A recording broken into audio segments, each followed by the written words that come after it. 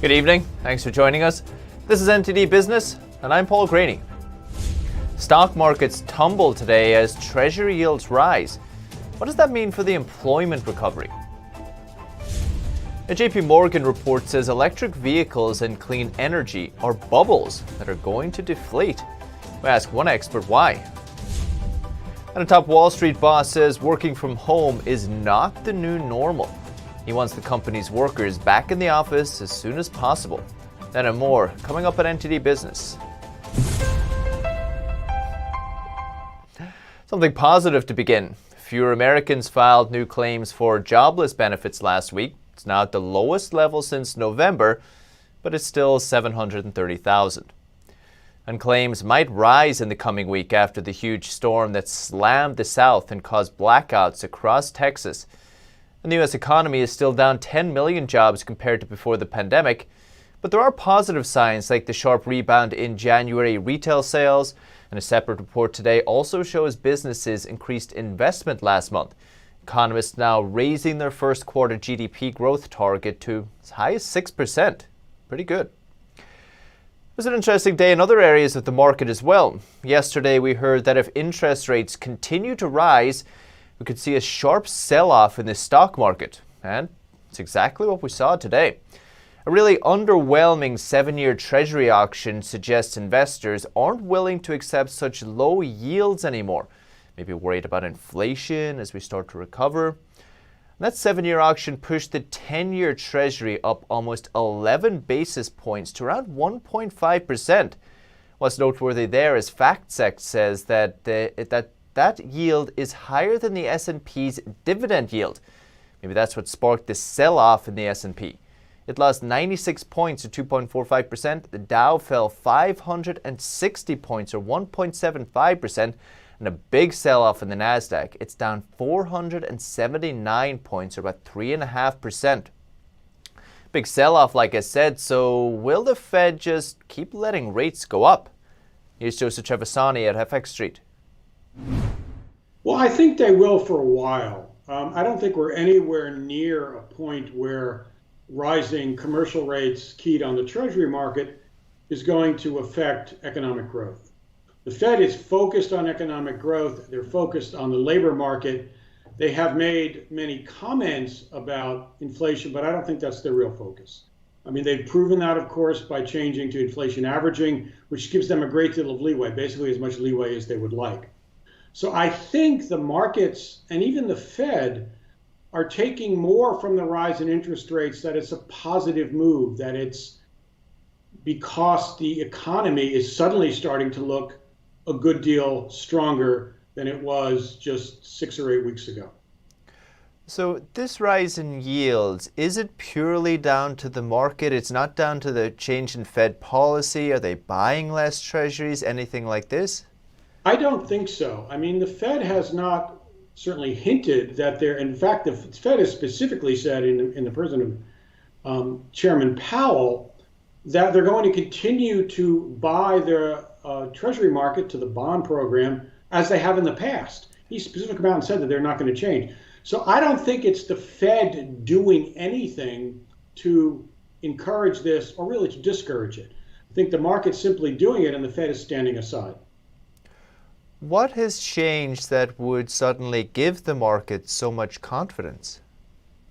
It's a good question. Sometimes markets turn on very small things because what's been going on in the background simply hasn't yet had any effect.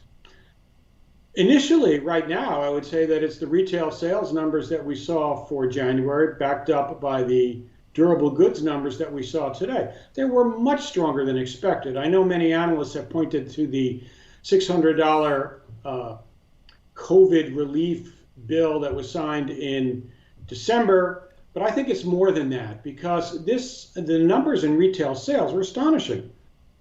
If you count out the up and down around the lockdowns, it was the second highest increase per month in almost 30 years. It's a rather large amount, and that goes well beyond, I think, the $600. So I think there's that, and perhaps for today, the 100,000 drop in initial claims, although the market has not been keying on that, it adds to the picture. And on that, the unemployment claims is very curious. Last year, we were looking at these massive unemployment claims, but at the time, the market seemed to just ignore them. You know, if you remember, the stock market just rallied anyway, despite it. Has this changed at all? Well, you know, the scenario behind the market rally and behind many other views, but primarily equities, has been that we're going to get a recovery. We're going to get a strong recovery in the second and third quarters. That's been the scenario. It hasn't really changed. I mean, there are people who will say that the reason the market's so high is because of liquidity, but I personally think that's a marginal factor. I think it's primarily the view forward in the economy, because if we start from this level and the economy gets stronger, the market is going to continue to rise. So once you start getting confirmation, even preliminary confirmation, that this may be true, that the view is accurate, the market starts to move. Yeah, feels like something is changing anyway, so we'll have to keep an eye on it. Joseph, really appreciate it. Thank you so much. My pleasure. Thank you for having me. Trevor Sani thinks the sell-off we're seeing today is just a rotation into stocks that will perform well during a recovery. Energy sector has gained 5.5% in just 5 days, better than any other sector. While big tech names, Apple, Amazon, Facebook, Microsoft, all companies that really pushed the stock market higher last year during the pandemic and lockdowns, they're down 2.4% or even more today. Tesla dropped 8%. That comes on the heels of JPMorgan saying that as the economy recovers, the electric vehicle bubble, that's what it calls it, will probably start deflating. The analyst says aspirational sectors really took off during the pandemic. Aspiration and despair all in one, it seems. NTD's Patrick Hayden reports. A JPMorgan report says the electric car vehicle bubble will deflate as the economy recovers. One analyst says the bubble isn't related to real economic cycles. It's more driven by the reset agenda that started with the pandemic. Creighton University finance professor Robert Johnson says he thinks investors may be getting too aggressive on the valuation of electric car companies, including Tesla. To an investor, buying a Tesla today at 181 times forward earnings, or buying a Ford and GM at 10 and 11 times forward earnings. You know, I would contend that much of that premium being paid for Tesla is a Elon Musk premium. He says it's almost like a cult stock and people are buying into Elon Musk and ignoring some of the fundamentals, like whether it's a viable business and whether it's fairly priced. He says this is the case for a lot of electric vehicle stock and is especially true with Nikola, which doesn't even have any sales. Sometimes price to earnings, you can't value all firms on a price to earnings basis, but at least you can value them on a price to sales basis. Well, that isn't even the case for Nikola. And it's all hype. It's all what could happen. He says back in the day when the automobile industry started, there were more than 2,000 car companies, but only 3 made it through, and even they were sold at below book value. They made products that transformed our lives, but weren't good investment. And I think there's a real message there. And that message is that too often people get derailed by the narrative. He says especially now people are buying and bidding stock prices up that have no earnings. And he reminds investors for something to be a good business, you have to prove there's a sustainable business model that can throw off cash flows. Patrick Hayden, NTD News. I like to ask people if they think workers will ever come back to New York City. Personally, I think it's inevitable because it's more effective to work together, and once some businesses do it again, competitors will be forced to follow.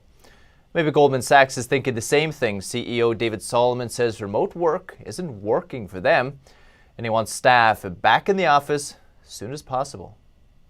Goldman Sachs CEO David Solomon said working from home is an aberration, and it's not a new normal for the investment banking giant. About 10% of its staff still work from home. Solomon called Goldman Sachs a collaborative apprenticeship culture, and for that kind of business, working from home just doesn't work. He said he's a big believer in personal connectivity. Solomon wants to go back to the company's style of direct contact and direct mentorship as soon as possible, hopefully in time for the next group of young workers who'll be joining Goldman this summer. This is in contrast to some big names in the tech space, which have made remote working a more permanent fixture of their operations. Spotify recently announced it would let its employees work from anywhere they want. Maybe Best Buy is telling us that this return to the office is already happening. It's seeing a slowdown in demand for remote work tech. It also missed its holiday quarter sales estimates. Fred Katamai reports. Best Buy is signaling a slowdown. The electronics retailer that saw strong demand for computing equipment amid the stay-at-home trend said Thursday it was, in its words, difficult to predict how sustainable these trends will be. Best Buy CFO forecasts comparable sales growth for the full year would range between a drop of 2% to a gain of 1%. Earlier this week, two other retailers whose sales shot up during the health crisis, Home Depot and Lowe's, stayed away from providing specific forecasts. Best Buy's sobering forecasts comes after sales surged as people stuck at home set up home offices and students switched to remote learning. That drove up demand for laptops, webcams, and other computer accessories last year. That sales drive continued in the holiday quarter, helped by demand for new gaming consoles from Sony and Microsoft. But the momentum slowed markedly. The nearly 13% rise in comparable sales amounted to nearly half of the jump recorded in the previous quarter.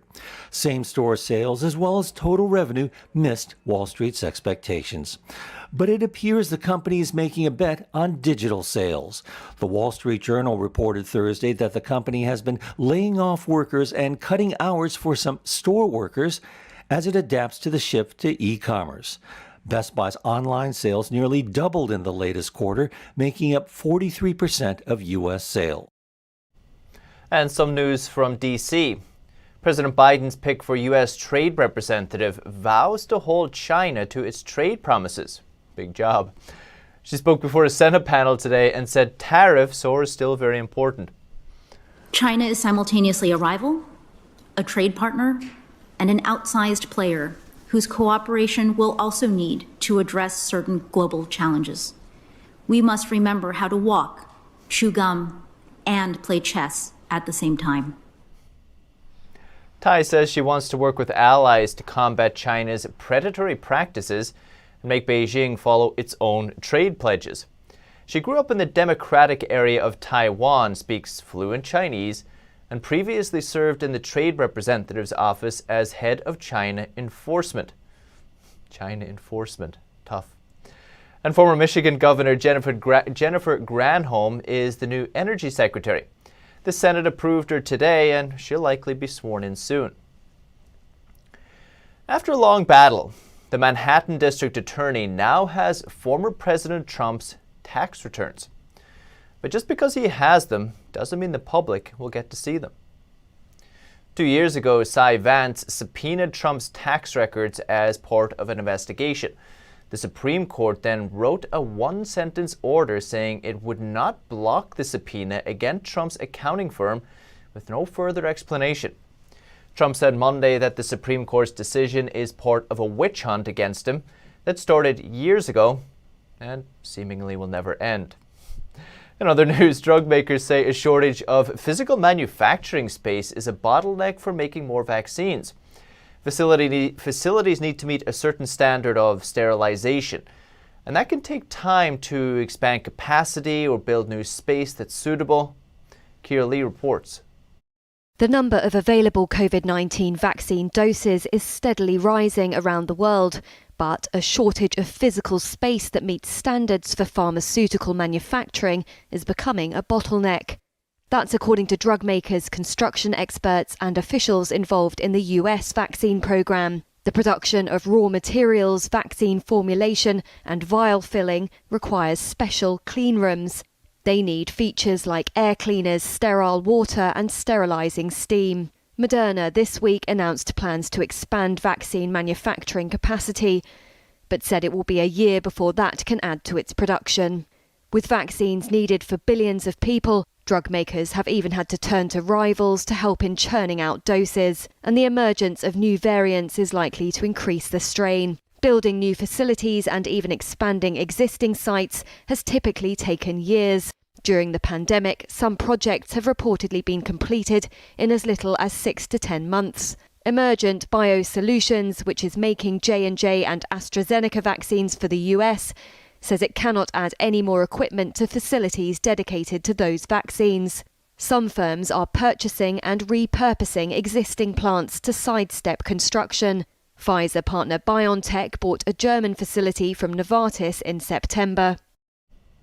The FDA says Johnson & Johnson's one-dose vaccine appeared safe and effective. Could be approved for emergency use as soon as this week. Republicans aren't happy that Democrats won't listen to their stimulus plan ideas. House Minority Leader Kevin McCarthy says of 286 Republican amendments for the spending package, only 2 were accepted. They say much of the Democrats' wish list has nothing to do with the pandemic. Pelosi, Schumer, and Biden decided to use a pandemic to push forward a progressive wish list items to reward political allies, friends, and donors at the expense of the American working class. Smith says less than 9% of the package is allocated for CCP virus health spending, and only 5% goes to help schools amid the pandemic. Congressman Jim Banks says the bill includes items of, quote, special interest pork and other liberal goodies. But Senate Majority Leader Chuck Schumer says it'll provide bold relief to Americans nationwide. He criticized Republicans for blocking the Democrats' efforts. Still to come. Top U.S. oil producer Exxon Mobil releases eye-opening annual results for 2020. It says it's going to get worse. And Australia passes a landmark law that forces big tech companies like Facebook and Google to pay local media for using their content. But last-minute changes are causing controversy. More on that in just a minute.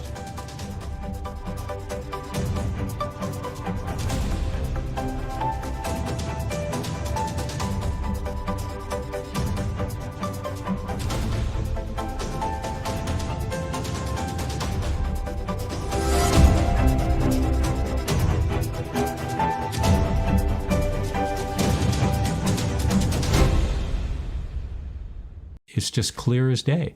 The media, whether it's broadcast, cable, or print media, has become extremely biased. And I started looking online for alternative ways to get information. And I saw an ad for a free trial. And I looked at it and I said, Epoch Times. I mean, come on, this is end of days type of stuff. I mean, what are they going to be talking about here? And I said, well, it's a free trial. Let me dig in. Is it giving me both sides? Is it giving me an objective point of view here?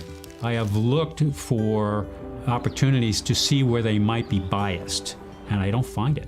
It has given me a level of trust in media that I didn't think I'd ever get back. I love the Epoch Times because it has renewed my faith in the idea that a reliable, responsible, non-biased source of information is available. And I can say that I love it because of that.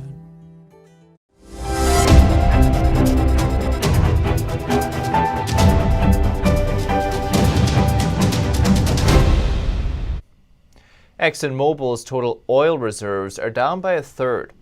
Low demand and prices last year meant it just didn't make sense to keep producing. NTD's Patrick Hayden reports. ExxonMobil's oil and gas reserves tumbled by a third last year. It said Wednesday that falling oil prices and demand meant it had to slash project spending by a third and also had to cut jobs while its bad debt increased. Exxon's reserves are at their lowest since it merged with Mobil in 1999. Total reserves fell to 15.2 billion barrels of oil and gas by the end of 2020. That's down from 22.4 billion barrels for the year before. It also cut the value of its gas properties by more than $20 million last year, most coming from its 2010 merger with XTO Energy. And earlier this month, it reported a net annual loss of $22.4 billion for 2020, compared with a full-year profit of more than $14 billion in 2019. Exxon has said it could cut 14,000 employees and contractors by the end of 2021. That's 15% of its global workforce. Patrick Hayden, NTD News. The Australian Parliament is forcing Google and Facebook to pay for media content on their platforms. And other countries are now watching.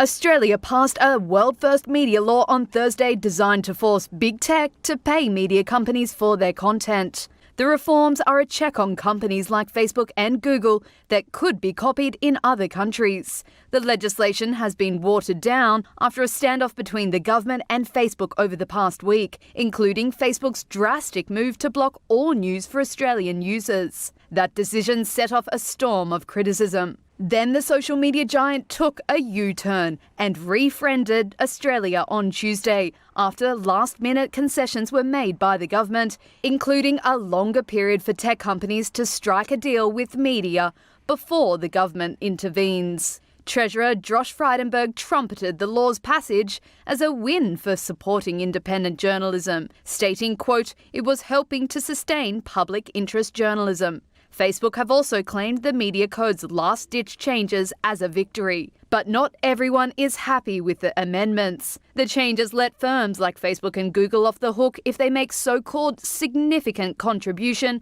to Australian media. Some lawmakers and publishers have warned that could unfairly leave smaller media companies out in the cold. For example, a fixed payment from Facebook or Google doesn't lead to more money invested in journalism by major media firms. When it was announced, Google and Facebook fiercely opposed the law.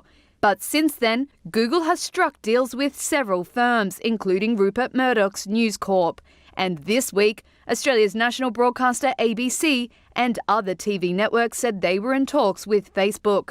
Other world leaders have followed the saga closely, as countries like Canada and Britain consider similar steps that may loosen big tech's grip on news. Still to come, Lyft makes it easier for seniors to book rides. They can do it with just a phone call, but the service is only available in limited areas. And a Tailor in the UK takes a new approach to measurements. It allows them to do it remotely.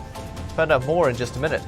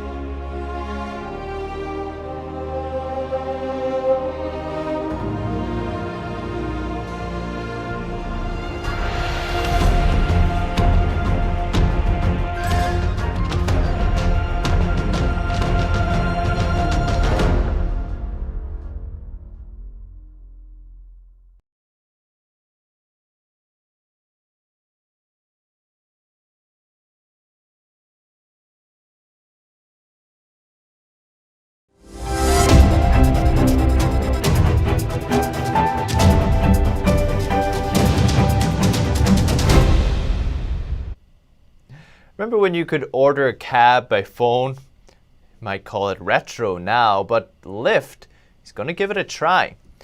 It's mostly for seniors, and Lyft wants to make it a little bit easier for them. You can call this number on the screen to book a car, and it's available on weekdays from 8 till 8. Lyft says once you book a ride, they'll send you updates by text message.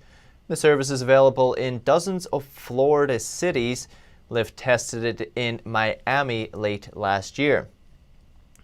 Uber had a similar service in some markets last year, but then put it on hold because there weren't enough people using it. Guess we'll have to see how things go with Lyft. And a Tailor in London is embracing a new way to meet with customers virtually. Now, a telepresence robot is performing remote fittings for overseas clients amid the pandemic. Huntsman head cutter Dario Canera is conducting a suit fitting in his tailor shop on London's Savile Row. But the man being measured is thousands of miles away in Seoul, South Korea. As the pandemic limits international travel, the 171-year-old tailor is using a telepresence robot to perform remote fittings. The biggest hurdle we've had to face is the fact that we just can't see our customers. Traditionally, we would be away 4, 5, maybe more times per year on what we call trunk shows, where we visit cities all over the world to see our customers. That's not been able to happen this year. The robot's name is Mr. Hammock, after a famed 1970s Huntsman cutter. California-based Omni Labs created the machine. Its screen and high-resolution camera lets Canera communicate with clients and a trained assistant. Canera used a touchpad on his laptop to guide the robot around the Seoul tailor shop. The quality of image was very important, of course. Being able to move around freely, we can move the robot anywhere in the room. We can move it up, down, we can zoom in, zoom out. London's Savile Row in the affluent Mayfair district is known for traditional English bespoke tailoring. Huntsman moved to the street in 1919 and was the inspiration for the Kingsman action film series. The pandemic has presented unprecedented challenges and financial pressures. The biggest impact for us has been the shut doors. I think had the closed doors and people been able to travel, we would have seen -20s, -30s. But for us, when the lockdown initially happened, I think it was quite a big shock in March for us to see how that reflected. Paul says they began looking for a high-tech alternative in March. For now, the telesporting bespoke service is only available in Seoul. But Paul says Shanghai, Beijing, Hong Kong, and Singapore should come online soon. Cool. Sad. That's the latest business updates for today. You can still catch NTD Evening News with Stephanie Cox, 6:30 p.m. Eastern. For NTD Business, that's all for today. Thank you for watching. We'll see you tomorrow.